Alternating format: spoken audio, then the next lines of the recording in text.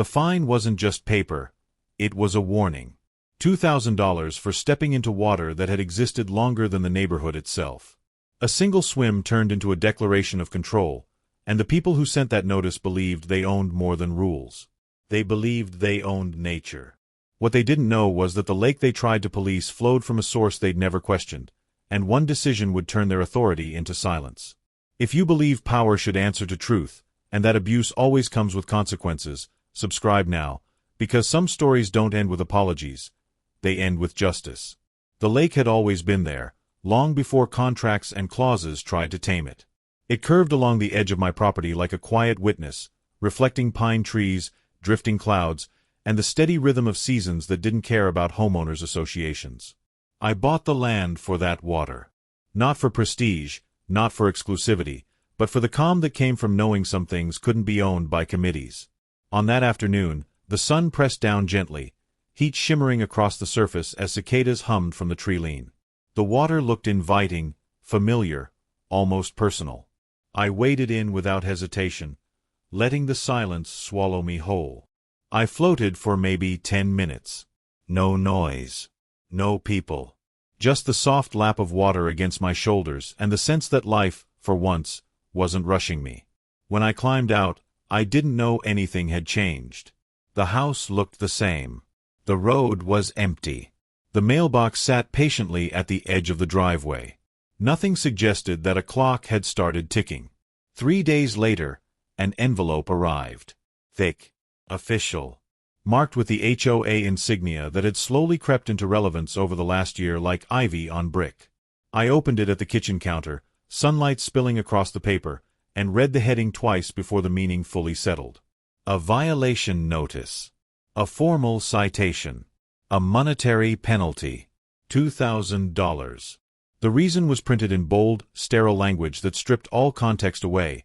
Unauthorized swimming in a restricted water body. The lake. My lake. The letter referenced bylaws, amendments, and an environmental usage clause I'd never seen before. It stated that the association had exclusive authority over recreational access to all community-adjacent natural features. It didn't matter that the lake fed in from a spring on my land. It didn't matter that my property survey clearly marked the shoreline as private. It didn't matter that the water existed decades before anyone laid asphalt nearby. According to the paper, permission had been required. According to the paper, I had violated order. Anger didn't come all at once. It arrived in layers. First confusion, then disbelief, then the slow burn of realization. This wasn't about safety or preservation. It was about control. Over the past year, the HOA had grown bolder. Fines for landscaping choices. Warnings for fence colors. Notices about noise that no one else seemed to hear. Each rule had come with a smile, each penalty wrapped in polite wording. But this was different. This crossed into ownership. I read the letter again, paying attention to dates, signatures, and deadlines. 7 days to pay. Appeals could be filed, but fees applied. Failure to comply would result in further action. There was no apology, no explanation, no acknowledgement that the lake might not belong to them at all. Just certainty. That night, sleep didn't come easily. The quiet I once enjoyed felt tighter now, heavier. The lake outside reflected moonlight, calm and unchanged, while inside my house a line had been drawn without my consent. I kept thinking about how easily the fine had been issued. No conversation. No warning. Just authority asserted from behind desks and keyboards. The next morning, I pulled out my original property documents. The surveys were old but clear. Boundary markers followed the curve of the waterline. The spring source was identified, measured, and legally part of my land. There was no shared easement. No recreational clause. No HOA ownership. I compared it to the association handbook, flipping through pages thick with new revisions. Somewhere along the line, they had assumed people wouldn't check. But paper confidence doesn't make truth disappear. Over the next 2 days, I noticed things I'd ignored before. Small HOA signs had appeared near the access road, warning residents about unauthorized water use. A chain had been loosely stretched near a trail entrance that didn't even touch association land. Someone had tried to redefine reality with symbols. It was subtle, but deliberate. The fine sat unpaid on my counter, its presence nagging at me every time I passed by. Friends suggested the easier route. Pay it. Move on. Fighting the HOA was known to be exhausting, expensive, and slow. They thrived on attrition. They counted on people choosing peace over principle. But every time I looked at the lake, I saw more than water. I saw precedent. If they could claim this, they could claim anything. Wells. Land. Silence. The lake wasn't just mine. It was proof that limits still mattered. By the end of the week, the HOA sent a reminder. Firmer this time. The tone sharpened, warning of consequences. They assumed compliance was inevitable. They assumed pressure would work. What they didn't know was that the lake flowed downstream, and that every home in the association depended on that flow. What they didn't know was that the valves controlling it were on my land. And what they didn't know was that I had stopped thinking about the fine entirely. Because once power overreaches, the response isn't payment. It's correction. And I was done being quiet. The second letter arrived faster than expected, slid halfway into the mailbox like a threat that didn't need to announce itself. This one wasn't polite. The language was sharper, stripped of pleasantries, and heavy with assumption. It stated that the fine remained unpaid and that continued noncompliance would result in enforcement measures permitted under association authority. No explanation of those measures, just the implication. The kind of wording meant to unsettle rather than inform. I set it next to the first notice and finally allowed myself to feel the weight of what they were attempting. This wasn't a misunderstanding. It was a deliberate test. They wanted to see how far their reach extended and whether I would bend before they had to prove anything. The confidence in their tone suggested they believed the outcome was already decided. That afternoon, I drove the perimeter of the neighborhood, following the road as it wound past identical mailboxes and manicured lawns. From the outside, everything looked orderly, peaceful, almost curated. Sprinklers clicked rhythmically across yards, releasing arcs of water that glittered in the sun. It was ironic. Every drop feeding those lawns came from the same source they had just fined me for touching. I knew the lake didn't begin with the HOA. I'd walked the land before I bought it. I'd followed the stream uphill to the springhead, watched water push through limestone and soil with patient force. That spring fed the lake, and the lake fed the underground channel that eventually split toward the neighborhood's main water lines.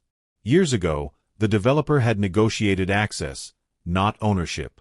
The agreement was old, buried under layers of updates and board changes. It depended on cooperation, not domination. Somewhere along the way, that distinction had been forgotten. Back home, I spread my documents across the dining table.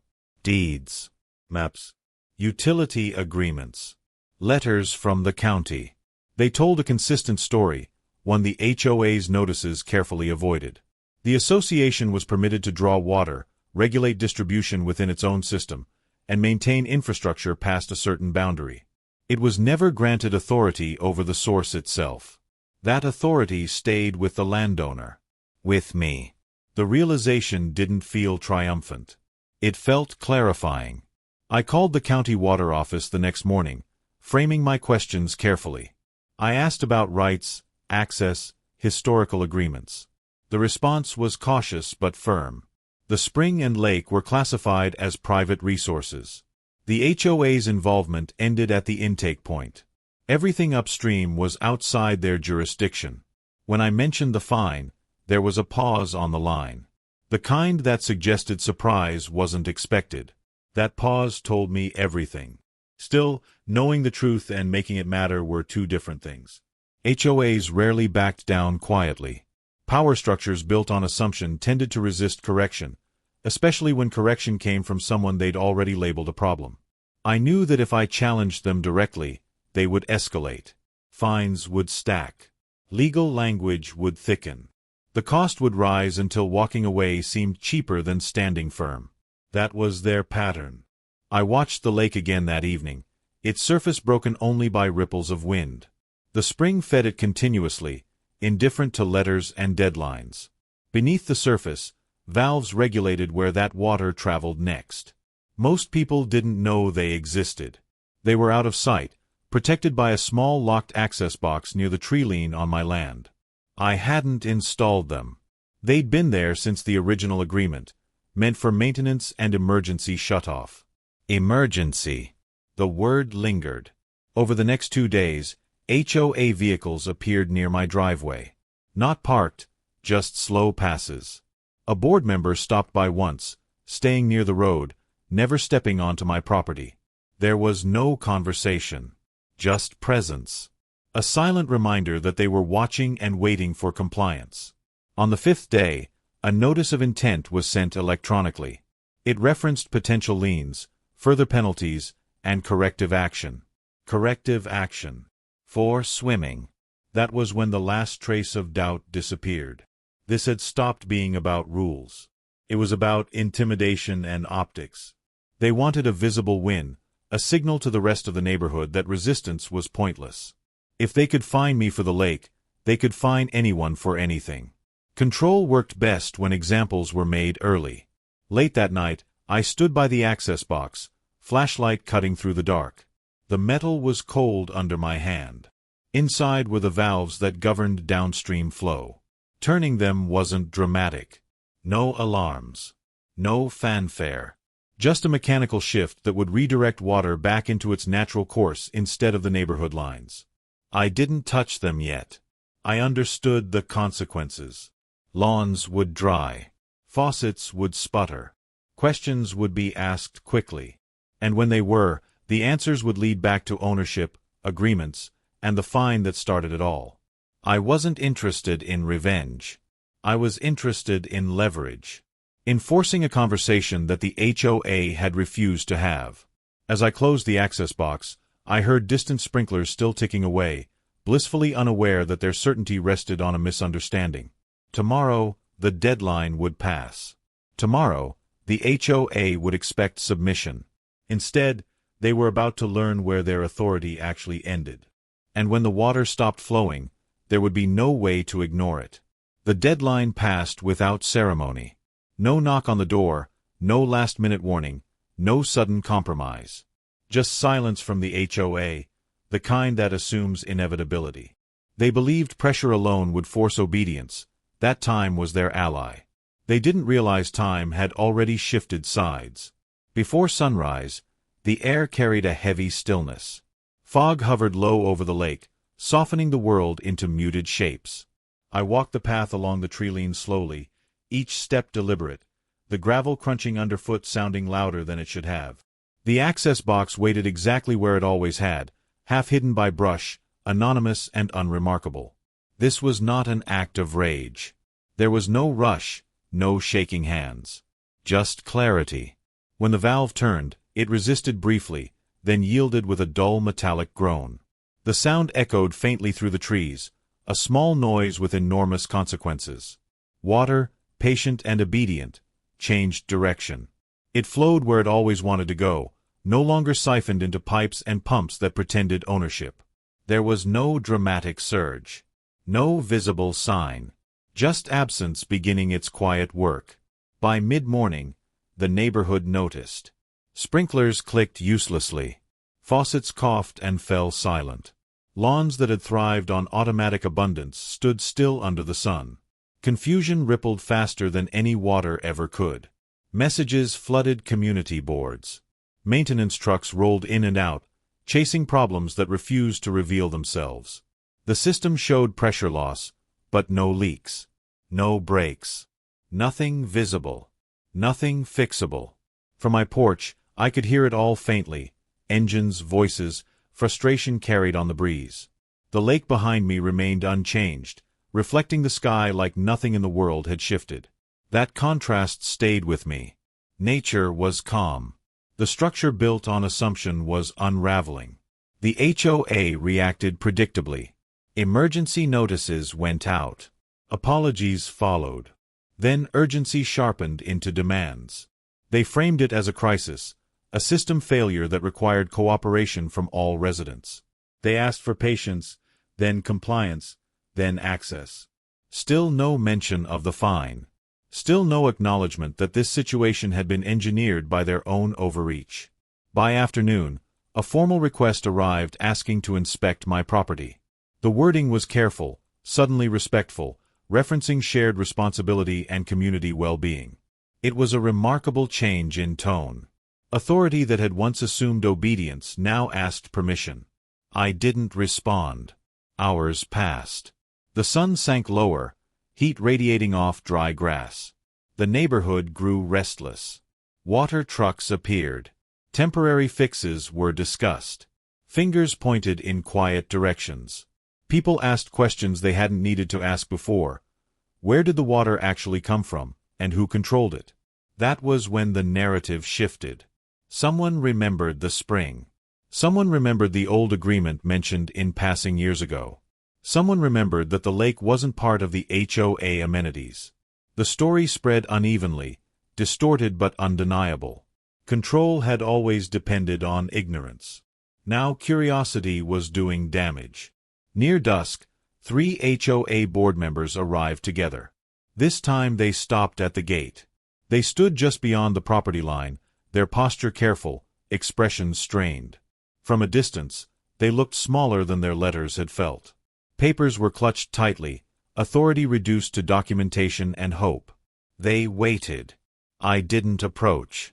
What mattered wasn't the meeting. It was the pause. The realization settling in that power wasn't absolute, and that consequences flowed both ways. Every hour without water sharpened that understanding.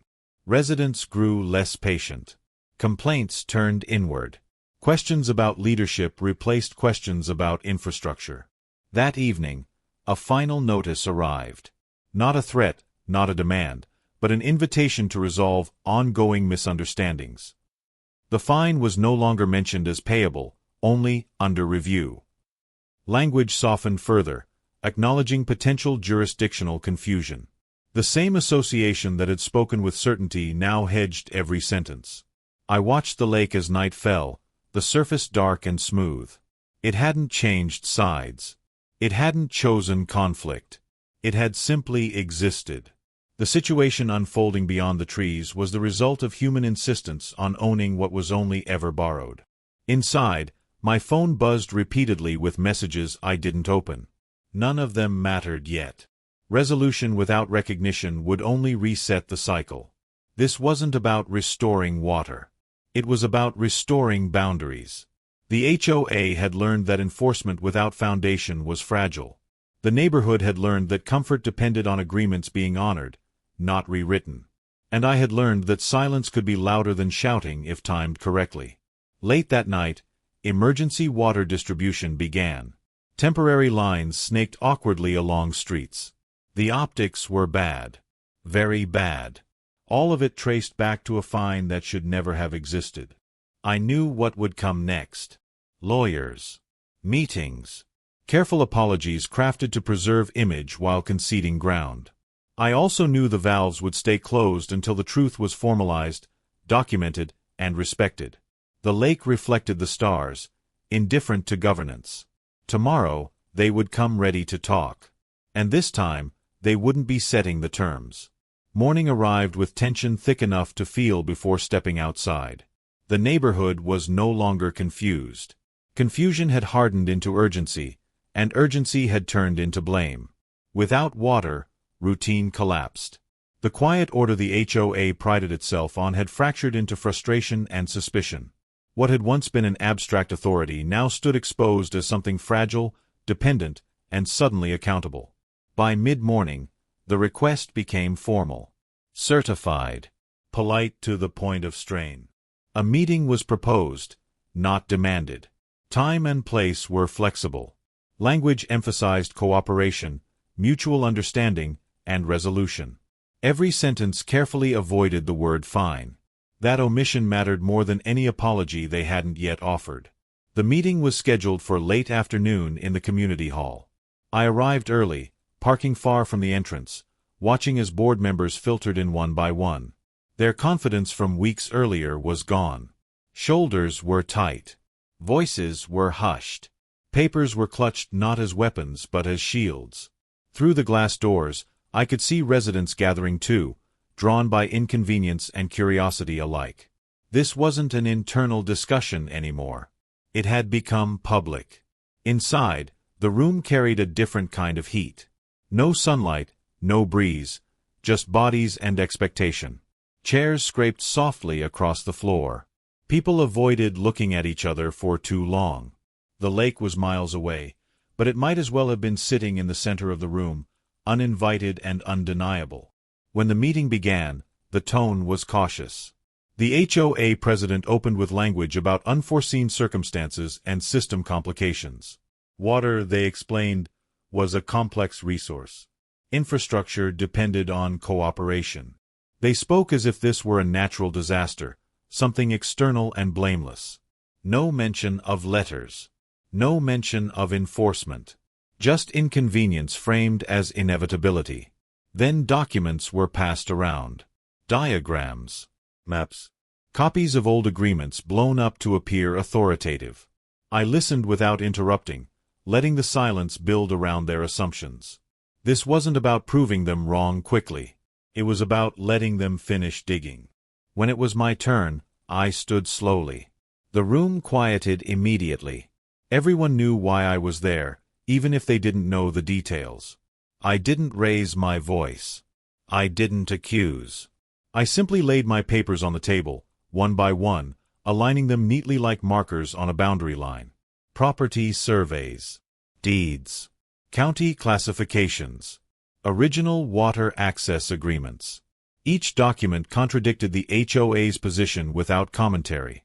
Facts have weight when they aren't shouted. The room shifted as people leaned in, reading for themselves. Authority doesn't survive inspection well. The president tried to interrupt, suggesting interpretations and amendments, but the documents spoke clearly. The lake and spring were private. Access was conditional. Jurisdiction was limited. The fine had no legal foundation. The room absorbed that reality unevenly. Some faces registered relief. Others turned sharp with realization. A resident spoke up, asking whether fines like mine had been issued before. The answer was vague. Another asked who approved the amendment that reclassified the lake. No one answered directly. The HOA's power depended on procedural confidence. Once that cracked, questions rushed in. I didn't mention the valve. I didn't need to. The absence of water had already done its work. The conversation shifted from authority to error, from certainty to liability. Words like misunderstanding and oversight replaced enforcement. Language softened as stakes became visible. Eventually, the president acknowledged the fine. Not fully, not cleanly, but enough. It was described as premature. Under review. Likely to be rescinded. Likely. That word hung heavy.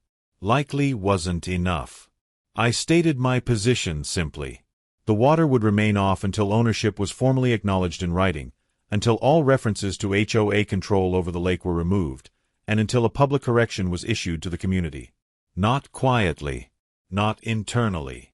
Publicly. This wasn't punishment. It was repair. The room erupted quietly. Not shouting, but murmurs, shifting alliances, quick calculations. Residents understood what the alternative looked like. Tankers. Costs. Embarrassment. The HOA understood that compliance was no longer optional. It was damage control. A vote was proposed.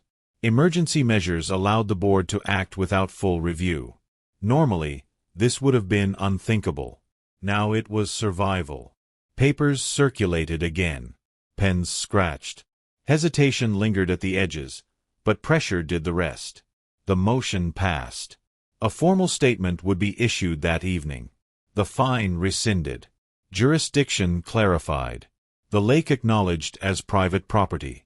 An apology would be drafted. Careful, legal, but public. The water would be restored immediately after. I listened, then nodded once. Not agreement. Acknowledgement. As the meeting adjourned, residents filed out differently than they'd entered. Conversations were animated now, not fearful. The myth of absolute HOA power had been punctured, and people were recalibrating. Control thrives on illusion. Illusion doesn't survive daylight. Outside, the sun was low, casting long shadows across the parking lot. I didn't return to the access box yet. Words mattered now. Timing mattered. Promises had been made, but paper had not yet caught up. Back home, I watched the lake again, its surface catching the last light. The valves stayed closed. Not out of spite, but certainty. Agreements only mattered once they were complete. An email notification arrived as dusk settled. Subject line marked urgent. Attached documents promised clarity. I hadn't opened them yet, because I knew one thing. If the apology was written to save face instead of restore truth, the water would stay exactly where it belonged. And tomorrow, the neighborhood would learn the difference. The email arrived just after sunrise, its subject line carefully neutral, as if tone alone could soften consequence. Attached were 3 documents and one message written in measured language that tried very hard to sound sincere without admitting fault. I read it slowly, not for emotion, but for intent. Every word mattered now. Every omission spoke louder than what was included. The first document rescinded the fine. Not suspended. Not reduced. Fully nullified. It cited jurisdictional confusion and procedural oversight, phrasing the error as systemic rather than personal. That alone wasn't enough, but it was a start. The second document clarified water rights, mapping the exact point where HOA authority ended and private ownership began. The lake and spring were clearly labeled outside association control. That mattered more than the fine itself.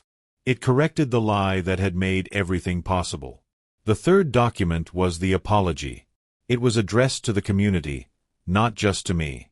That detail was intentional and necessary. It acknowledged that the HOA had overstepped, that assumptions had been made without proper verification, and that enforcement actions had been issued in error. It avoided inflammatory language, avoided assigning blame to individuals, but it didn't hide the truth. For an organization built on certainty, it was an admission of vulnerability. I read it twice, listening not just to the words, but to the tone beneath them. It wasn't gracious. It wasn't humble. But it was honest enough to reset the balance. This wasn't an attempt to save face by minimizing harm. It was an attempt to stop the damage from spreading further. Outside, the neighborhood was restless. Temporary water solutions had kept basic functions running, but frustration lingered. Trust, once strained, doesn't snap back easily. People wanted closure. They wanted reassurance that this wouldn't happen again, that rules wouldn't suddenly rewrite reality overnight. The apology promised review of internal processes. It promised training. It promised restraint. Promises are easy when made under pressure. What mattered was whether they were backed by something irreversible. I replied with a single condition. The documents would be posted publicly, unedited, and archived in the HOA records accessible to all residents. No quiet updates. No buried revisions. Transparency wasn't negotiable. It was the cost of restoring normalcy. The response came quickly. Agreement granted. By noon, the community portal updated. Notifications went out. Residents read the apology on their phones, on laptops, standing in kitchens and on driveways. Conversations sparked again, this time laced with something new. Awareness. The power dynamic had shifted permanently. The HOA was no longer an unquestioned authority. It was a service body with boundaries. Only then did I return to the access box. Turning the valve back took the same effort as turning it off. No drama. No announcement. Just a reversal of flow, water resuming its borrowed path downstream. Within an hour, pressure returned. Sprinklers sputtered, then steadied. Faucets ran clear. Life resumed with relief, but not forgetfulness. By evening, the neighborhood looked the same as it always had, but it wasn't. The illusion had cracked. People now knew that control wasn't infinite and that documents mattered more than declarations. The HOA knew it too. That night, messages arrived. Some were grateful. Some curious. Some simply relieved. I didn't respond to most of them. This wasn't about validation. It was about correction. Systems don't learn through explanation. They learn through consequence. I walked to the edge of the lake as dusk deepened, the water reflecting a sky finally cooling. The spring continued its steady work, indifferent to human missteps. It had outlasted boards before. It would outlast this one too. The fine was gone, but its impact remained. People had seen what happened when authority overreached. They had seen how fragile control became when challenged with evidence and patience instead of panic. And the HOA had learned that intimidation was a gamble, one that could backfire spectacularly. Still, not everyone was satisfied. Behind closed doors, resentment brewed. Power rarely concedes gracefully. The apology may have ended the crisis, but it didn't erase pride. I could feel that tension in the quiet glances, in the way HOA communications became excessively careful overnight. The balance had shifted, but it hadn't settled. I understood that. When control is challenged, there's always a temptation to reclaim it in subtler ways. Which is why I kept copies of everything. Which is why I didn't assume goodwill where boundaries had just been enforced. And which is why I paid attention in the days that followed. Because stories like this don't end with apologies. They end with aftermath. And the aftermath was just beginning. In the days following the apology, the neighborhood adjusted with an uneasy mixture of relief and restored routine. Lawns came back to life. Irrigation returned to its familiar rhythm. Faucets ran without hesitation. But beneath the surface of normalcy, something quieter and far more permanent had taken root: awareness.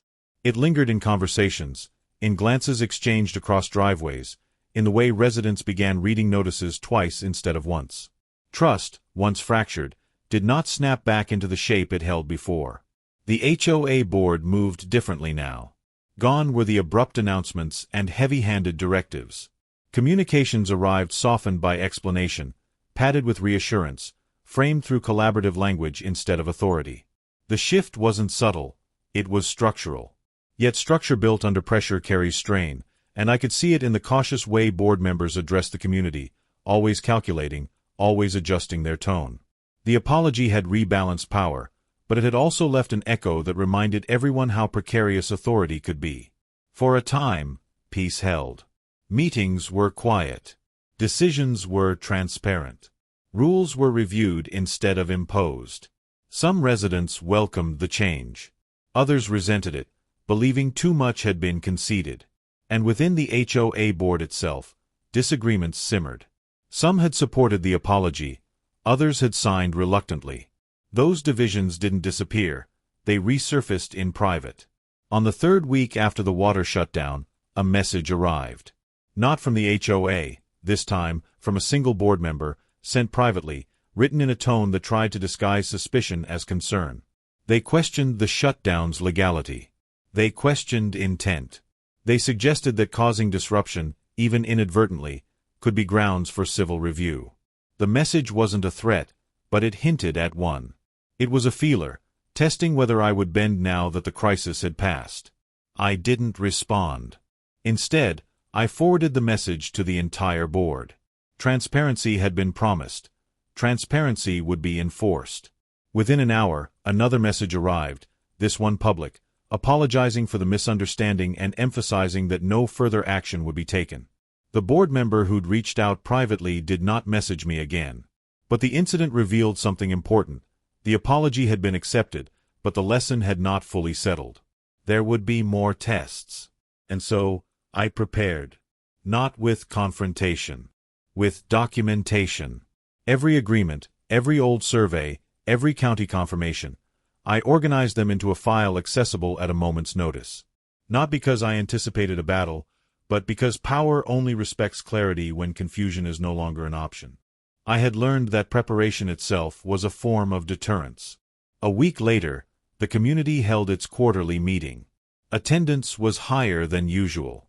The water incident had reshaped expectations. People wanted transparency, accountability, and involvement. The HOA president opened the meeting cautiously, outlining new procedures, new training, and new oversight measures. But when the floor opened for questions, The conversation shifted in a direction I had expected. Residents asked why the fine had been issued in the first place. They asked who approved the amendment that claimed HOA ownership of the lake. They asked what safeguards were in place to prevent future overreach. Without raised voices, without hostility, the community held its leadership accountable. This wasn't retaliation. It was recalibration. For the first time, the HOA board wasn't setting the tone, they were responding to it. In that moment, watching the board answer questions they once would have dismissed, I realized the true consequence of what had happened. The water shutoff hadn't simply corrected a single injustice. It had revealed the edges of authority. And once residents saw those edges, they understood that rules only worked when grounded in legitimacy. In the following weeks, small but significant changes unfolded. The board revised the bylaw amendment process, requiring community approval rather than internal decisions. Fines could no longer be issued without direct property inspection and documented evidence. Residents were given access to all governing documents, including historical agreements that had once been tucked away in office drawers. And most importantly, the lake vanished from the HOA handbook entirely. It was no longer referenced as a regulated feature, no longer mapped under their oversight, no longer mentioned at all. It reverted to what it always had been, part of my land, part of nature, part of reality no committee could rewrite. The tension that had surrounded the lake slowly faded. No more glances, no more questions, no more attempts to stake claim through suggestion. The water remained calm, reflecting sky and trees without interference. It was left alone, exactly as it should have been from the beginning. One evening, standing at the shoreline as the sun dipped low, I looked at the ripples moving gently across the water. The air smelled of pine and damp earth. The quiet felt different now, not naive, but earned. The lake had become a symbol of what happens when control tries to stretch beyond its limits and meets resistance instead of submission. The HOA had not collapsed. It had not dissolved. But it had changed. And so had the neighborhood. People who once avoided involvement now attended meetings. People who once accepted rules without question now read the fine print.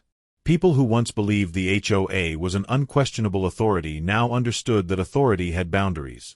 And all of it began with a swim. A quiet afternoon moment that should have meant nothing.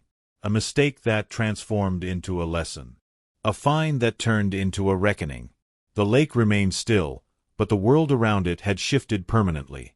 And from that point forward, the HOA understood one truth it could never forget. Some lines can be crossed once, never twice.